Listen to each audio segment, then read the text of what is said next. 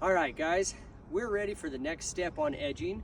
We're gonna do two forms. We just went through the metal edging. Now we're gonna look at the,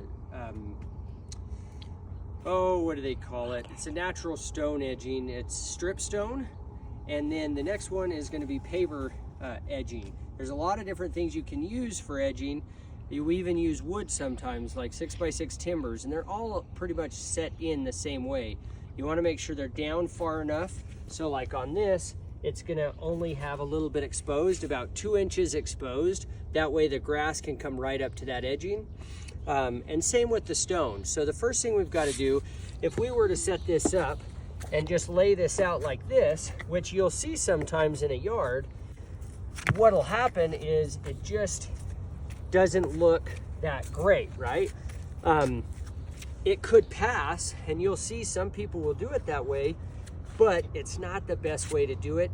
It looks a lot better if you have a nice, smooth, flat surface on the top, so you don't really see what's below ground. So what we do is we have to dig each stone down. That way we just leave the top at a nice, smooth, even layer. So the crew lead's already come by, spray painted out where they want the edging to go or where the homeowner would like it based on the plan and the drawing. So now the next thing we do is we size up our material. We know that these two are really tall and then they get a little bit thinner. So we're gonna go ahead, we know we gotta dig it down about 2 inches here. So we just go right along that blue line and we're gonna dig that down so that we have some nice soft dirt to work with and we can get this edging to go in nice and smooth along there, okay? I'm gonna go a little farther to show for the paver edging will be the exact same way. All right, now it's loosened up. Now we can work with it really easy. And sometimes it might take a little more effort than that, but usually if you get after it with that pick, it'll clear that ground out of your way really quickly. So you want to keep your tools close by because you'll probably need to go back in, clean additional stuff out, or scrape it flat, or something like that. It's a lot better to use the tool than just using your hand. So I'm smashing it down to compact the soil and getting my nice smooth transition from the other edging or whatever surface we might be butting up to. It might be a concrete patio or something like that as well. So to get that in, then we also want to focus on the outer edge being the smoothest. The inside edge could be a little bit more jagged because we'll put mulch up to it, and so you won't really notice it that much. So the outside edge is key, having that nice and smooth and then nice and smooth on the top. Okay, now we've got those in, so we can go ahead and backfill the dirt around them as we get them exactly where we want. Kind of press it in there to hold them in place. Then we get to the next one and we're like, oh, well, that's not gonna work. It's really too short. Also, this one's a little wider here, so it might actually look better. And we wanna try and find the best angle, work with the best stone that we have. So we're gonna go ahead and fill this back in a little bit now, pat it down, make sure that it's gonna be compacted, because we don't wanna put it in there and then someone steps on it and it sinks an inch, and then you have to come back out and do the job again. So you always want to make sure you've got good compaction. See the difference there? After I compacted it, then I got to add a little bit more soil under it and then compact it again. And that gets me a nice smooth on the top and nice and smooth on the outer edge. And then I can bring a little bit of soil around to kind of lock that in place as well. So we're going to keep going here. The next one, we'll probably use this guy. And generally the strip stone won't be that thin. Usually it'll be deep enough that you'll bury it about 1 inch, and then you'll have an inch sticking up out of the ground. So we're gonna compact it. We're gonna make it nice and smooth on the there and then on the front. This edge I don't like. Normally I would throw this piece out, or there's another thing that you can do sometimes. Take a hammer and chisel that off, throw that in your scraps. Now it's a little bit smoother, and then we can keep going. So it's a little low there now. We'll build it up, compact it, make sure we're smooth, and a nice transition as we go along. So you just keep going with the same method. Find your next stick or your next rock, line that up really good, compact it, make sure you have a nice smooth edge, then bring some dirt around to kind of hold it in place and continue on. We'll leave this last, well, let's just put it in. What the heck? All right, almost there. Start to curve back now. We're gonna start to curve this way. So we're gonna set that in place, make sure it's compacted down, bring some soil around it.